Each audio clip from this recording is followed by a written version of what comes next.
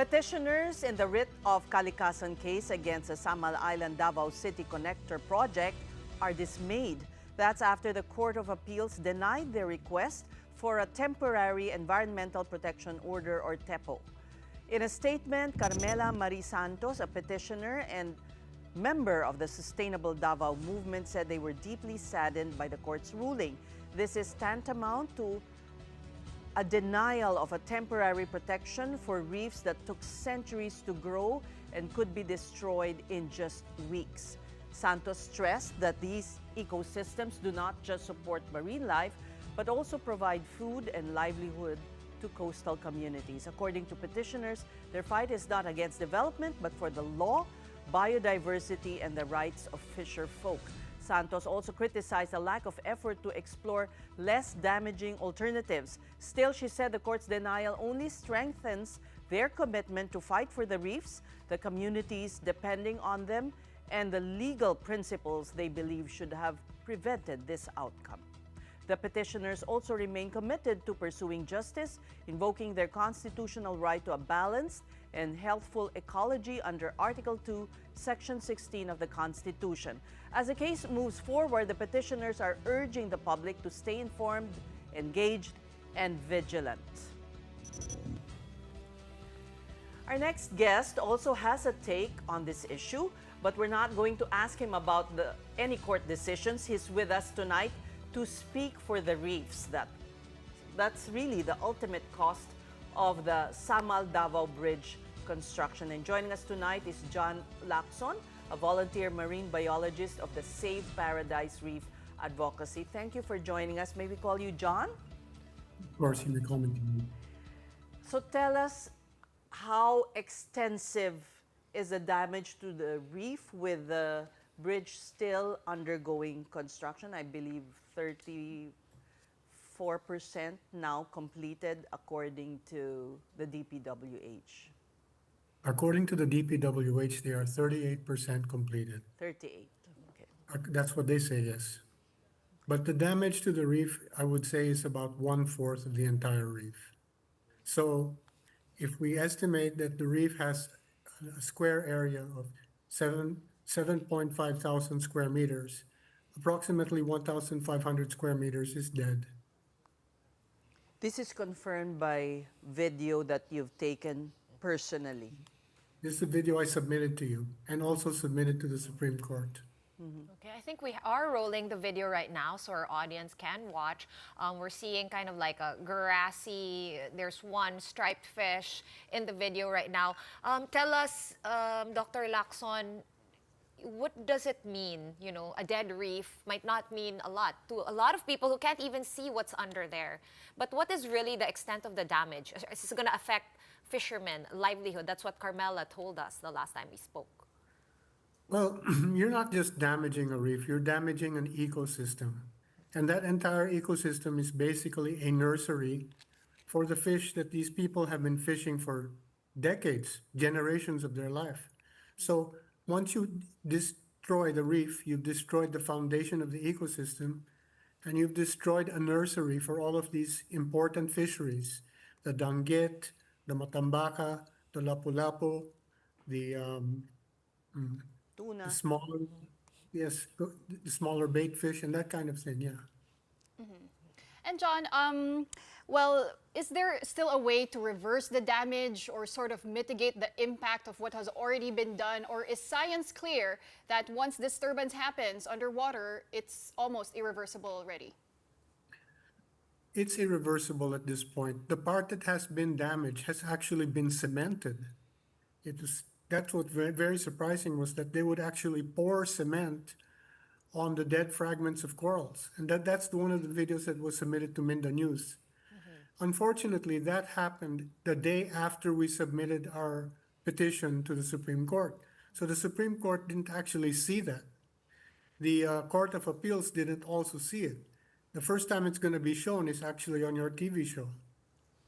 So yes, it's irreversible. What they have done is irreversible. You cannot regrow a coral reef just like that. Even if you did artificial reefs, even if you did transplantation, it would take 10 years to take hold, plus another 10 years more to really flourish. That's 20 years. That's a generation time of a human. What does one generation do in the meantime? Okay. We're talking about Paradise Reef, right, John? But there's also some affected areas in the Hizon Marine Protected Area. Have you dove down there and seen if there also equal destruction in that other side? I have not personally dove in Hizon. Is it diveable? Accessible? It's a restricted area because it's a marine protected area. In order to enter a marine protected area, you have to have a permit from the barangay. And right now, because DPWH is very, very heavily involved there, it's a really restricted zone. So no, I don't have evidence from Hizon. And last time we had Carmela on the show, when she was talking about the damage on Paradise Reef, she actually turned emotional just thinking about how different it looks. It's dead, it's not, it doesn't look alive anymore, right? The colors are quite gray already. But John, tell us about the biodiversity in Paradise Reef. How rich is it? What kind of fish are there? And what does it look like now? Also, I'd like to request production to please play the one with the covering of the cement. I haven't seen it. Thank you. So, yeah. Thank you, sis. Let's Okay. see that. Do go on, John, and respond to Pawi's question while we The question prepare asked, that video. what is the biodiversity contained there? 69 species of hard corals, 21 species of soft corals, over 120 species of fish, including many which are nutritional fish. The ones that we typically serve on our dining table and which is the staple of the Filipino diet. Like I said, it's the danggit, matambaka, merong talakitok, those may dapa, which is a flounder, and different species of those as well. So once you harm the reef, you're going to harm the entire food chain. And once you do that, you are really going to affect the fisher folk. As far as it being irreversible, it's really irreversible. You cannot bring back life to a coral that's dead, that's been cemented. So This cement, is it from cement overflow or deliberately cemented over because they wanted to hide damage that had been done? Or is it maybe for the foundation of the bridge? The pillars, the Oh, pylons? yeah. it was poured for the intention of supporting a pillar. That pillar happened to be close to the shoreline, happened to be very, very right on top of the reef. So when it overflowed, it covered all of the corals that were dead. We also have Okay, videos. are these, okay. Are those We the right? still don't have the video because I believe you have a lot of videos, John. So sorry. We'll still figure out. These are the wildlife that was Yes, before. these are the pictures of the fish. Okay. Okay. May you describe the video that we're showing now? That's dead reef. They're not very clear on my screen. I'm sorry. Okay. But what you are seeing right now is clips from the book which show the 120 species of fish that reside there. So you're seeing fish which are right now at the lower end of the food chain.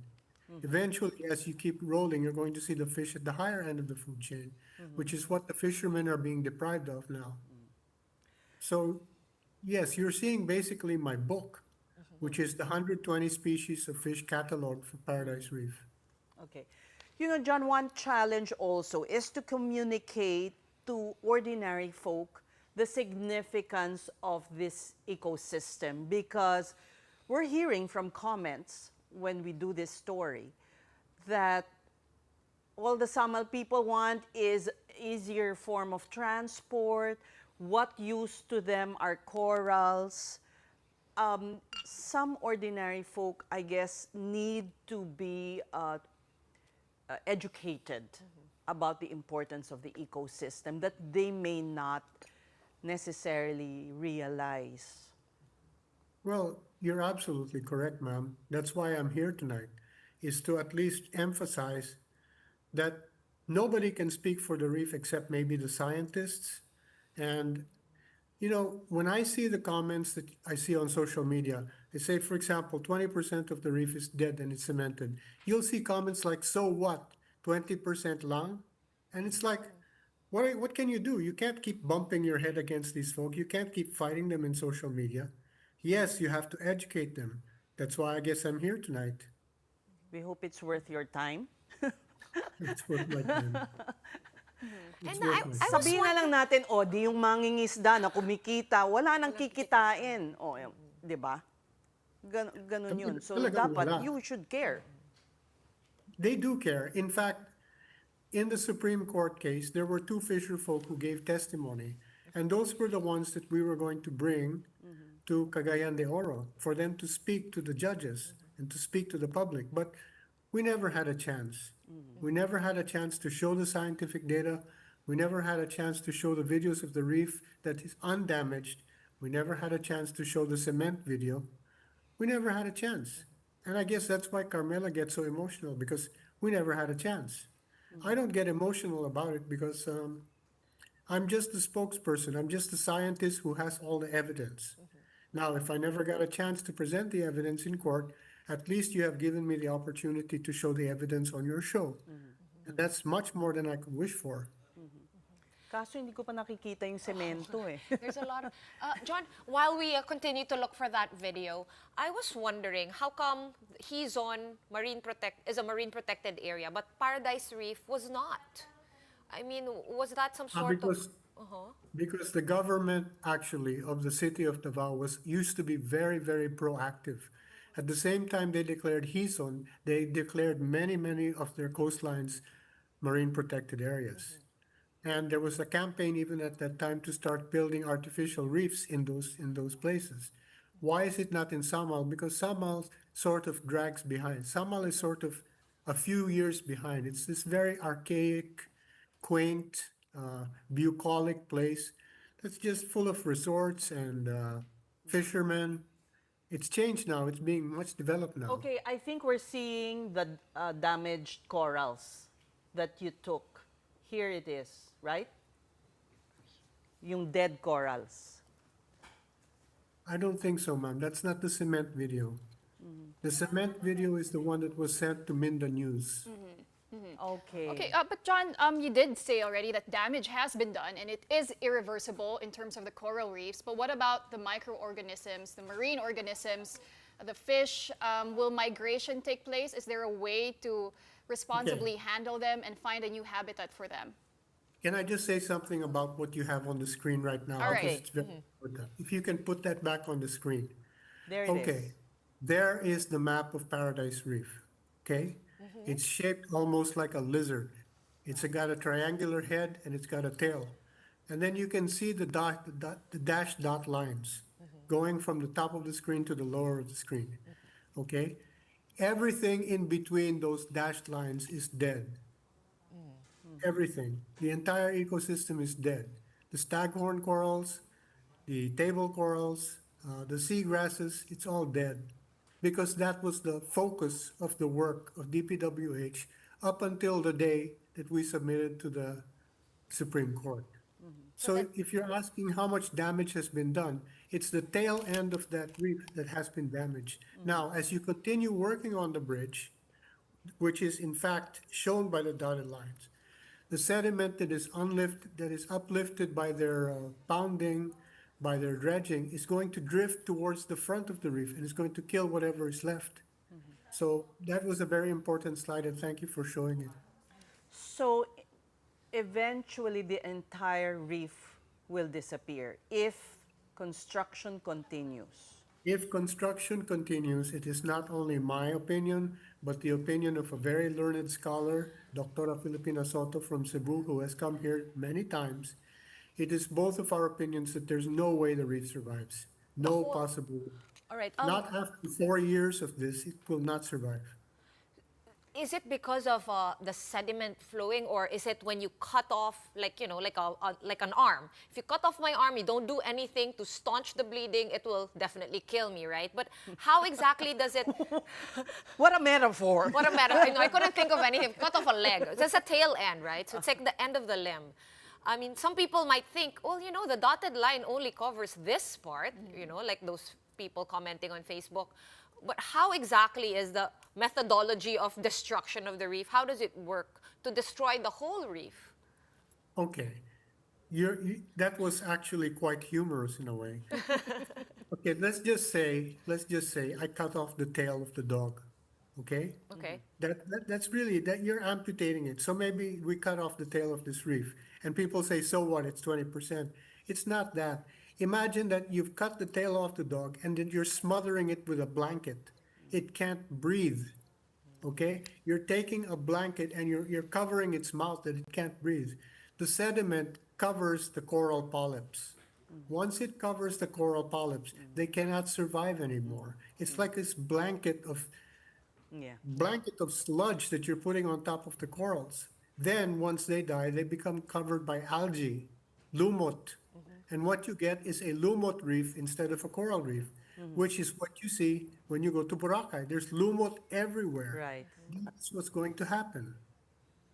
So, John, what would you say is the most logical course of action at this point?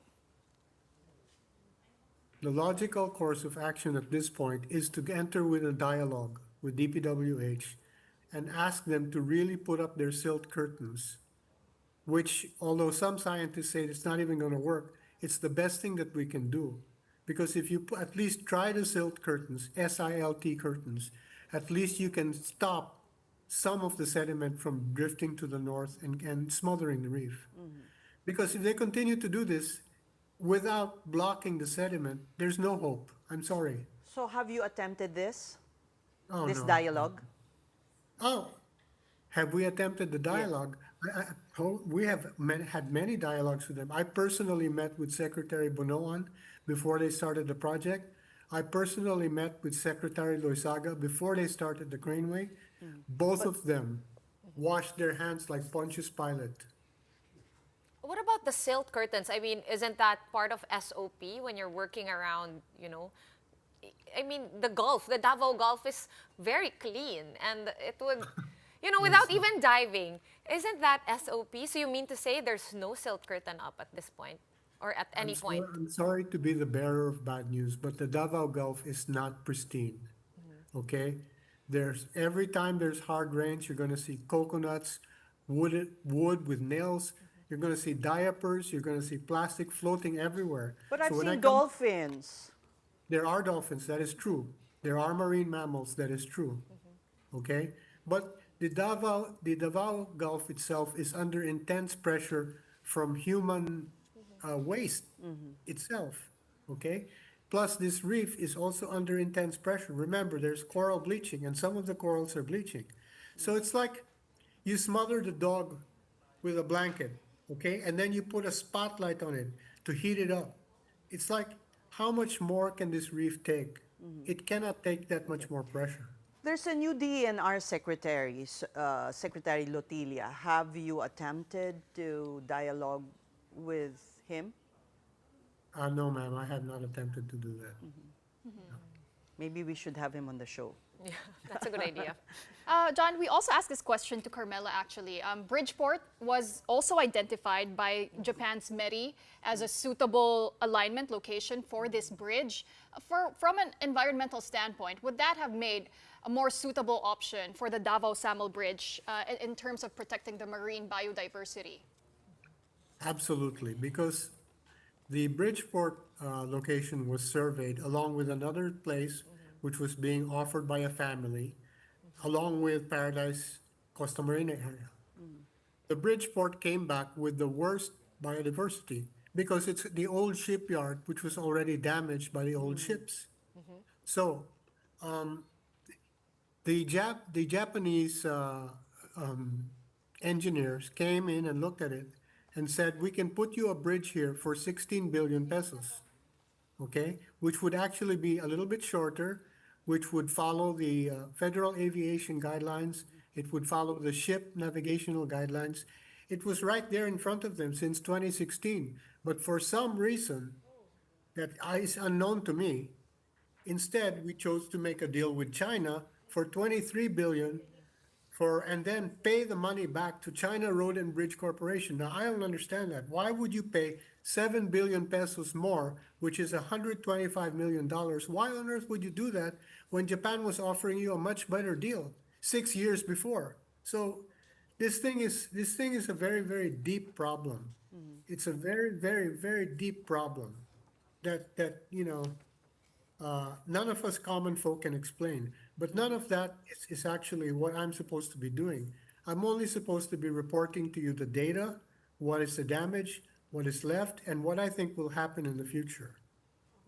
And So, well, we do hope you don't lose hope. We hope you don't lose hope. And we'll continue to follow this story as it unfolds. Thank you so much, John, for your time. That was Dr. John Lacson, volunteer marine biologist with a Save Paradise Reef.